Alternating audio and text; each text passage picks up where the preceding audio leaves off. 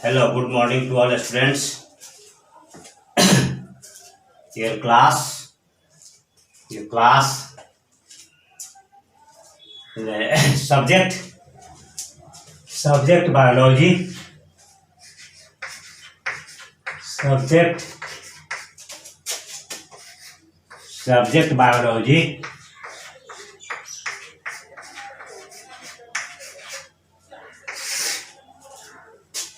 biology, जीव विज्ञान, class 10th,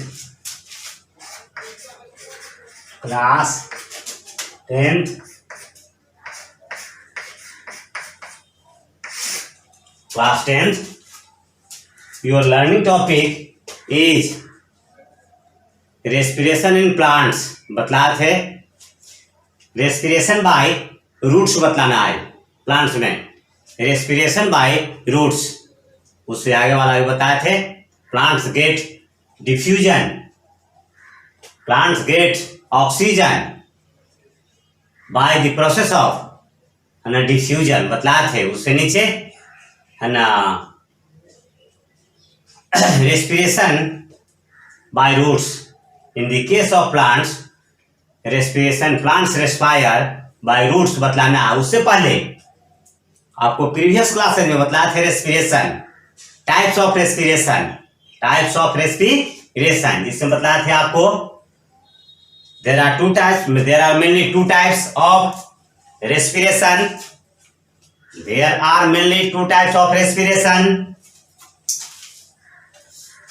Aerobic respiration and anaerobic respiration बतलाए थे. Aerobic respiration and anaerobic respiration. तो एरोबिक रेस्पिरेशन का इक्वेशन भी लिखा था, जिसमें बतलाया थे आपको एरोबिक रेस्पिरेशन के इक्वेशन में. Equation of the aerobic respiration फिर समझाता हूं किस तरह से समझने में आपको प्रॉब्लम हुआ, नहीं समझ पाया अच्छी तरह से, तो फिर मैं आज समझाता हूं कि types of aerobic respiration. There are two types of respiration, aerobic respiration and anaerobic respiration. ठीक, एरोबिक रेस्पिरेशन डिफाइन करता हूं और इक्वेशन भी लिखूंगा. The process of respiration takes place in presence of O2 और presence of oxygen is called aerobic respiration. इसे सुनिए और समझिए. The process of respiration takes place in presence of O2 और presence of oxygen is called aerobic respiration. ठीक, तो लिखने की जरूरत नहीं, आपको मैं पहले बतला दिया हूं. जहां से लिखना है, सेकेंड टर्म आप नहीं समझे हैं तो वहां से बतलाऊंगा. The process of respiration depends on presence और एब्सेंस ऑफ ऑक्सीजन. ये भी लिखवाया हुआ, आगे वाला क्लास में मेंशन करवाया हूं, आपको नोट करवाया हूं. The process of respiration depends on presence और एब्सेंस ऑफ ऑक्सीजन. तो प्रेजेंस और एब्सेंस ऑफ ऑक्सीजन में बताया था. in the absence of oxygen, the glucose molecules in animal's body converted into pyruvic acid. बताया था, इक्वेशन इसके लिए लिखा था, फिर इक्वेशन इसके लिए लिखता हूं और दोनों इक्वेशन फिर समझाता हूं, एरोबिक और एनाएरोबिक. इसको फिर समझाता हूं, लिखता हूं एरोबिक रेस्पिरेशन का इक्वेशन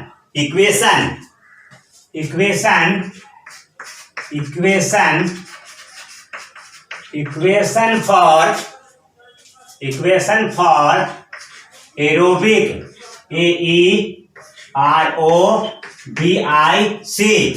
aerobic respiration, RESPIRATION.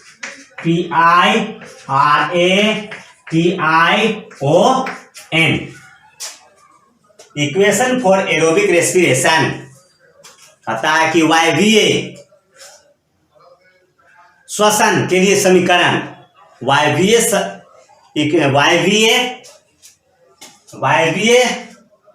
श्वसन के लिए समीकरण. तो मैं बताता हूं इस तरह से समीकरण, इक्वेशन इस प्रकार से है, देखिए यहां, और फिर समझाऊंगा इस पर, स्ट्रेस इस पर दूंगा. टाइमिंग दूंगा, बतलाऊंगा। इस तरह से है C6H12O6, जिसको कहते हैं ग्लूकोज मॉलिक्यूल्स। यह है ग्लूकोज मॉलिक्यूल्स, ग्लूकोज है, ग्लूकोज मॉलिक्यूल्स। यह है ग्लूकोज मॉलिक्यूल्स। ग्लूकोज मॉलिक्यूल्स का एक अणु लिए, यहाँ ग्लूकोज मॉलिक्यूल का एक अनुभाग लिया।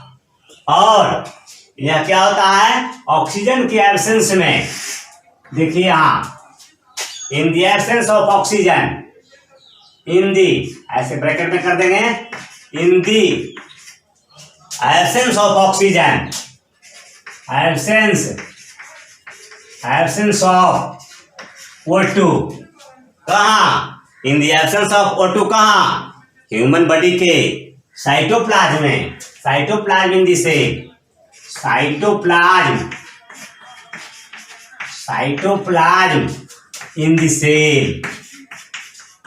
सेल, सेल के साइटोप्लाज्म में यह ग्लूकोज मॉलिक्यूल्स का एक अणु ऑक्सीजन के एब्सेंस में साइटोप्लाज्म ऑफ द सेल, कोशिका के, है ना, कोशिका के साइटोप्लाज्म, कोशिका द्रव में कौन सी, किस पदार्थ में चेंज हो जाता है, तो यह चेंज हो जाता है pyruvic acid, pyruvic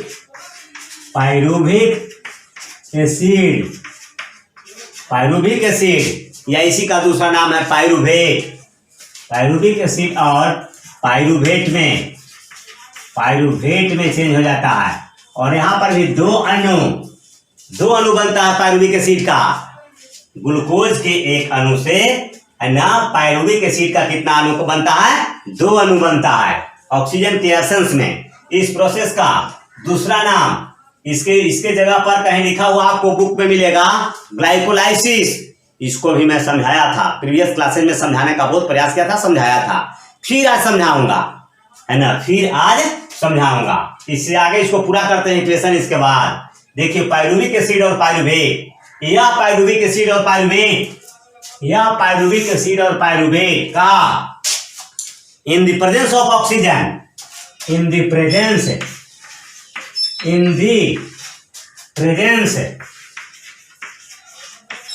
presence of O2 का मतलब ऑक्सीजन, और कहा mitochondria, in the presence of O2, mitochondria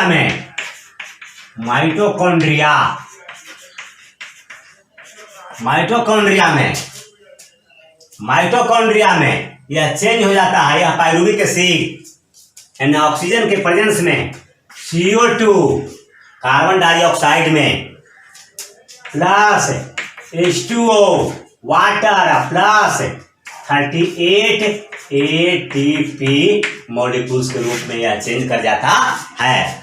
इस क्वेश्चन को फिर से समझिए, फिर से बतलाता हूं, आपको दिक्कत होता है तो टाइमिंग देता हूं, फिर बतलाता हूं।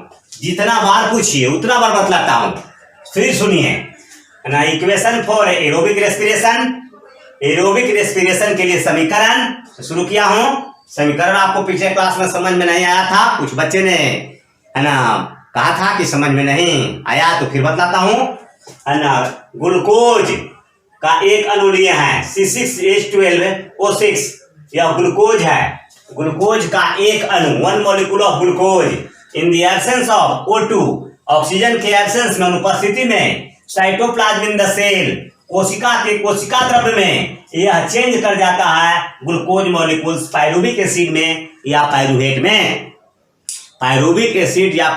में, चेंज कर जाता है।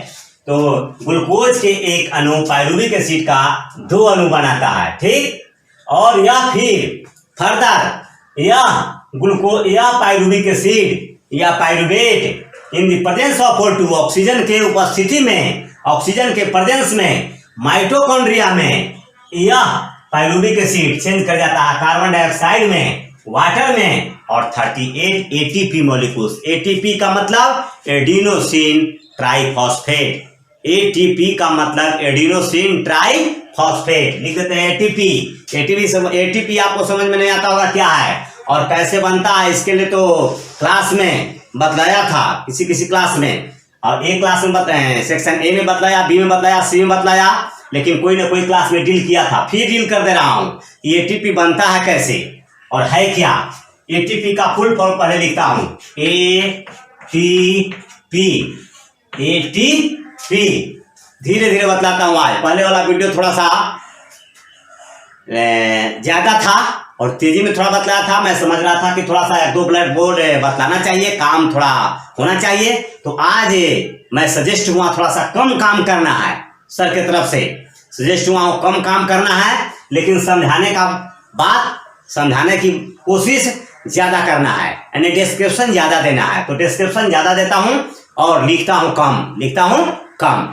ऐसी बात नहीं है कि लिखने नहीं आता, लिखने के लिए तो उतना ही लिख दूंगा जितनी जरूरत हो, लेकिन लिखेंगे आज कम, समझाने की बात ज्यादा। ठीक, तो एटीपी समझिए, A stand for adenosine, adenosine, adenosine, T for tri, T for tri, और P stand for phosphate, P stand for phosphate, phosphate.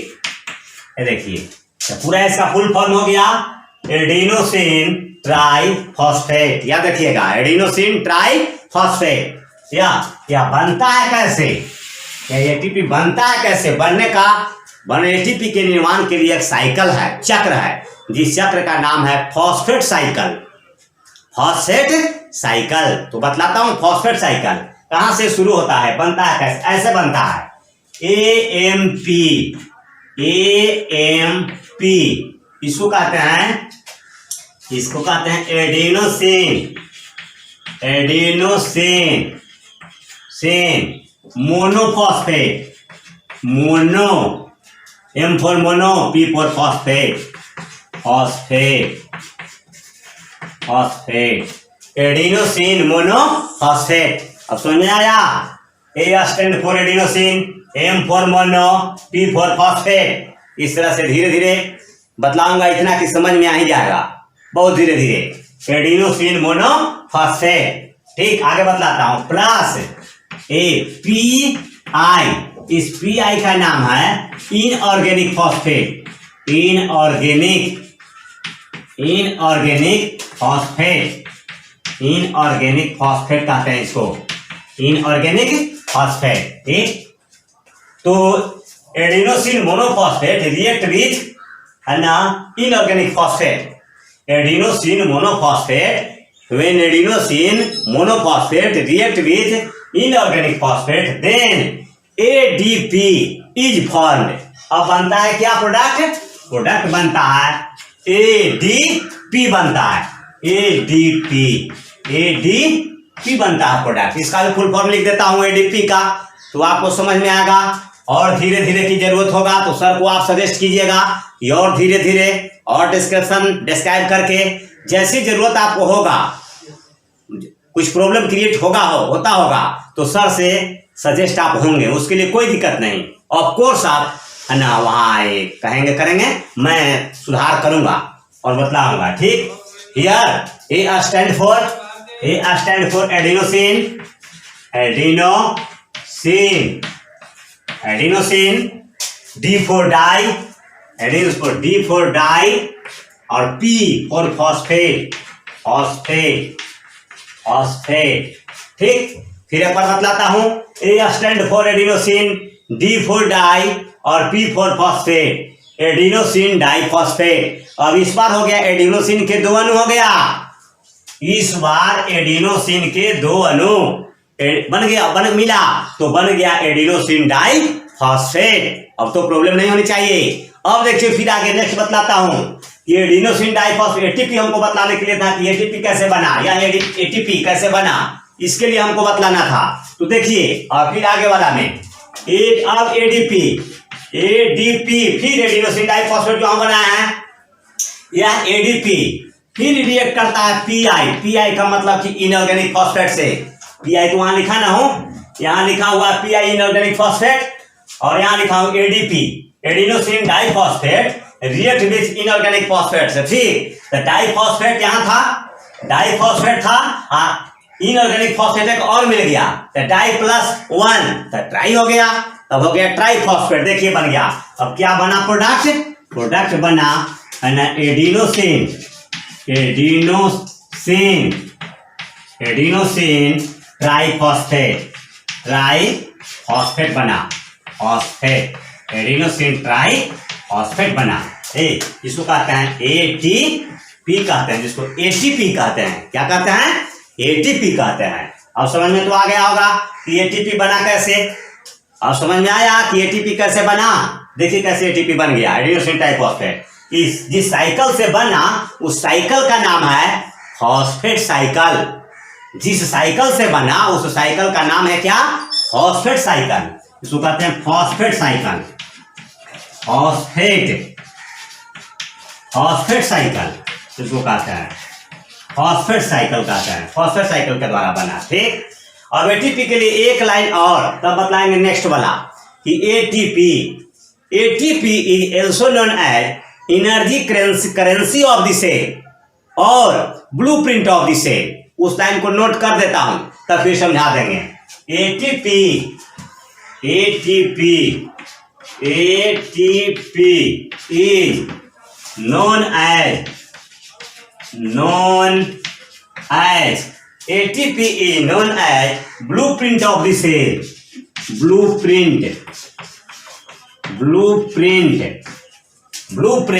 of the cell, blueprint of the cell। और इसको कहते हैं energy currency of the cell, ऊर्जा को, energy रूपी मुद्रा प्राप्त करने वाली वस्तु, एनर्जी रूपी मुद्रा प्राप्त करने वाली वस्तु या energy currency of the cell है ना। और कहते हैं इसको एनर्जी, एनर्जी, एनर्जी करेंसी,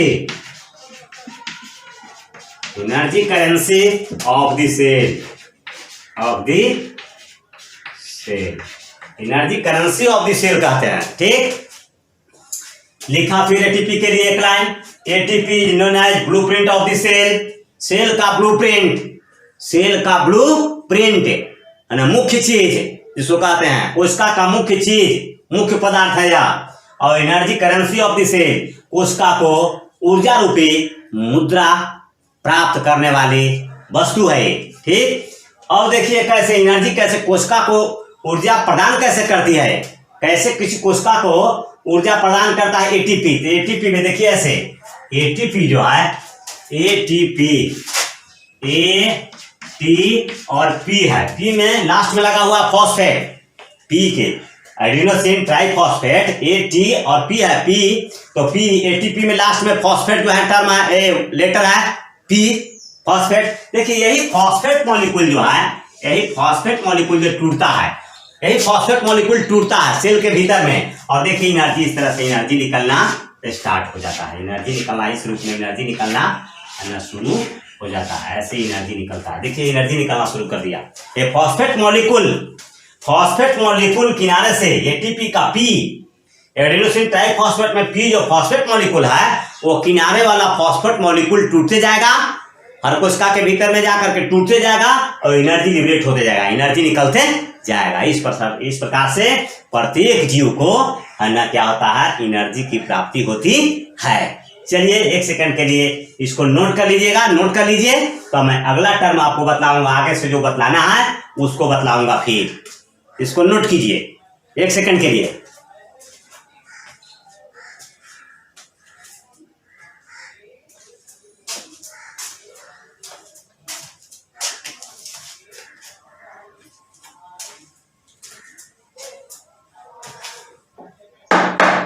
चलिए आप नोट कर लिए होंगे, ब्लैक बोर्ड को इरेज करता हूं और आगे का जो टर्मिनोलॉजी है उसको समझाने का कोशिश करता हूं, बताता हूं उसको।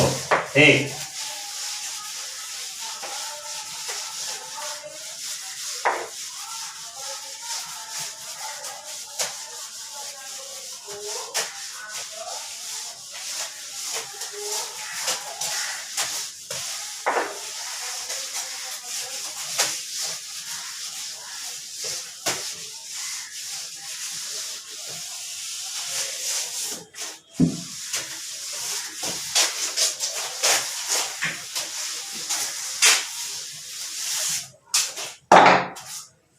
देखिए आपको मैं बतला रहा हूँ तो जो कि फूड पार्टिकल्स जिसको ग्लूकोज कहते हैं, ग्लूकोज मॉलिक्यूल का ना ग्लूकोज मॉलिक्यूल्स ऑक्सीजन के एब्सेंस में, in the absence of oxygen, cell के साइटोप्लाज्म में पाइरुविक एसिड में या पाइरुवेट में टूटा था। तो इस प्रोसेस को कहीं कहीं लिखा हुआ मिलेगा ग्लाइकोलाइसिस, बोले ग्लाइकोलाइसिस भी मिलेगा। तो ग्लाइकोलाइसिस है क्या उसको समझा देता हूँ, ग्लाइकोलाइसिस बतलाता हूँ। Glycolysis, what is glycolysis, question करके, what is glycolysis,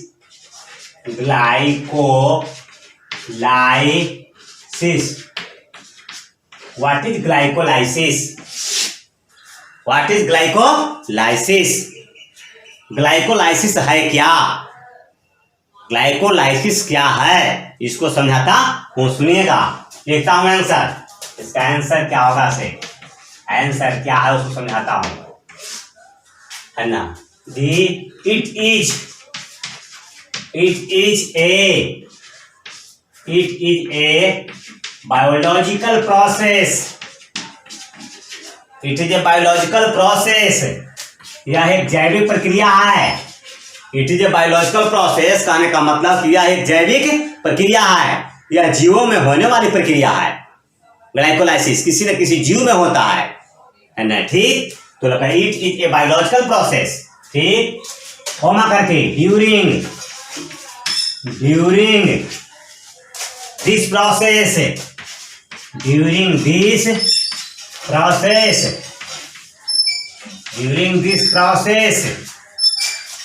breakdown of glucose molecules, breakdown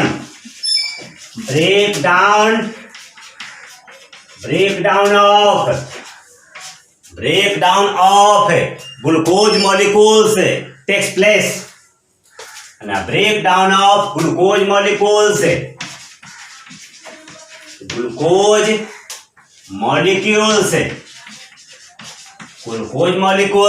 takes place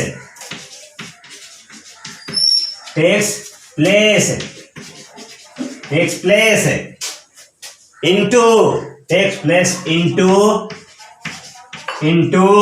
pyruvic acid और पाइरुवेट, pyruvic acid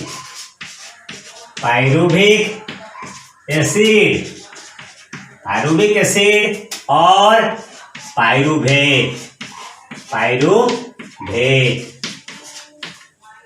ठीक। ग्लाइकोलाइसिस को बताया, एक बार फिर रिपीट करता हूं। ग्लाइकोलाइसिस, व्हाट इज ग्लाइकोलाइसिस, सुनिएगा। It is a biological process, यह जैविक प्रक्रिया है, यह जीवों में होने वाली प्रक्रिया है। ड्यूरिंग दिस प्रोसेस, इस प्रक्रिया के दौरान break down of glucose molecules takes place, glucose molecule का अपघटन होता है, टूटता है glucose molecule into pyruvic acid और पाइरुवेट, पाइरुविक एसिड में और पाइरुवेट में। इसका मतलब, कहने का मतलब कि ग्लूकोज के अणु का पाइरुविक एसिड और पाइरुवेट में टूटने की क्रिया को ही कहते हैं ग्लाइकोलाइसिस, ग्लाइकोलाइसिस कहते हैं, ठीक। अब इसके बाद आपको बतलाता हूं ना, इक्वेशन फॉर एरोबिक रेस्पिरेशन में ही ना, तो बतला दिए equation for anaerobic respiration, equation for anaerobic respiration, उसको नहीं समझ पाए थे आप, उसको भी बतला, दूसरा चीज बतलाना था लेकिन वही बताता हूँ फिर, है ना। इक्वेशन से बताता हूं, equation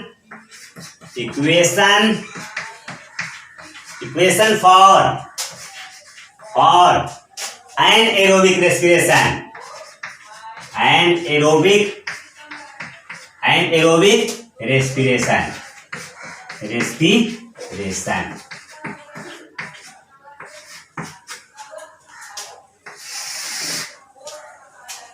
equation for anaerobic respiration, ठीक। तो एनएरोबिक रेस्पिरेशन जो है लिविंग ऑर्गेनिज्म में या प्लांट्स में और एनिमल्स में दोनों में परफॉर्म होता है, दोनों में पूरा होता है, एनएरोबिक रेस्पिरेशन होता है। लेकिन हम बतला रहे हैं, यह इक्वेशन जो लिखा हूं पहले लिखा हूं प्लांट्स के लिए, कि प्लांट्स में एनएरोबिक रेस्पिरेशन कैसे होता है, कौन कौन सा प्रोडक्ट बनता है, इसके लिए लिखा हूं एनएरोबिक रेस्पिरेशन इन प्लांट्स। वही equation for anaerobic respiration plants में वाला डील कर रहा हूं, ठीक। तो कहता है कि in the case in the case of plants during anaerobic respiration glucose molecule, सुनने का और समझने का प्रयास कीजिएगा, मैं बतला रहा हूं। In the case of plants during anaerobic respiration glucose molecules, one molecule of glucose molecules break down into two molecules of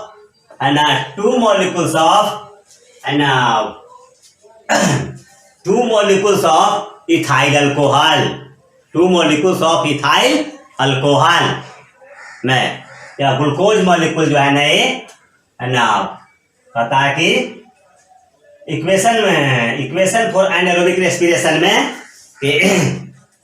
बतला रहा हूं कि प्लांट्स के केस में, किसमें, प्लांट्स के केस में कि ग्लूकोज मॉलिक्यूल्स प्लांट्स के केस में मतलब कि उस ईस्ट के सेल में यह ग्लूकोज मॉलिक्यूल का एक अणु है ना, और ऑक्सीजन के एब्सेंस में है ना टूटता है कितना में, तो टूट जाता है 2 अणु है ना इथाइल अल्कोहल प्लस 2 अणु है ना बनता है carbon dioxide plus 2 ATP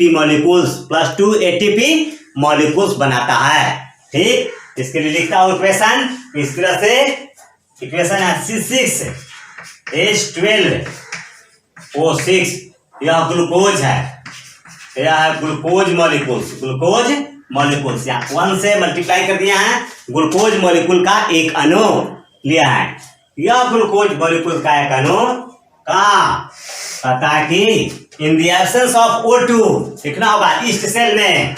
plant के केस में बतला रहा हूं एनारोबिक रेस्पिरेशन, पहले बोला हूं कि एनारोबिक रेस्पिरेशन या जो बतला रहा है प्लांट के केस में बतला रहा है, प्लांट में खास करके ईस्ट में है ना यूनिसेलुलर जो फंगस है, ठीक है ना, इन the absence of O2 means oxygen, कहाँ, ईस्ट के सेल में यह ग्लूकोज मॉलिक्यूल टूट जाता है इथाइल अल्कोहल में C2H5OH, यह है इथाइल अल्कोहल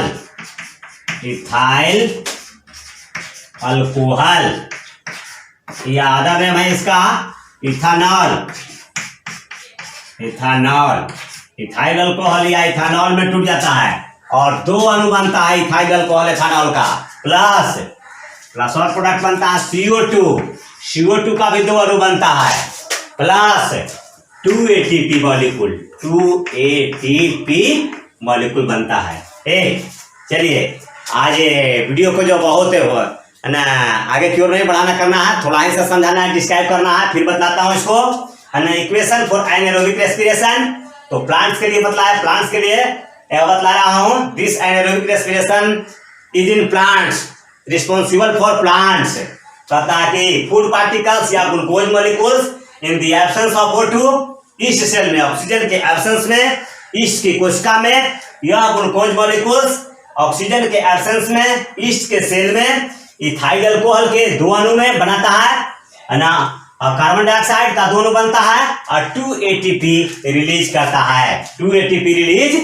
है, यही है जाकर के एनारोबिक रेस्पिरेशन इन प्लांट्स। ठीक, और बस यहीं पर मैं अपना स्पीच स्टॉप करता हूं। Thank you very much.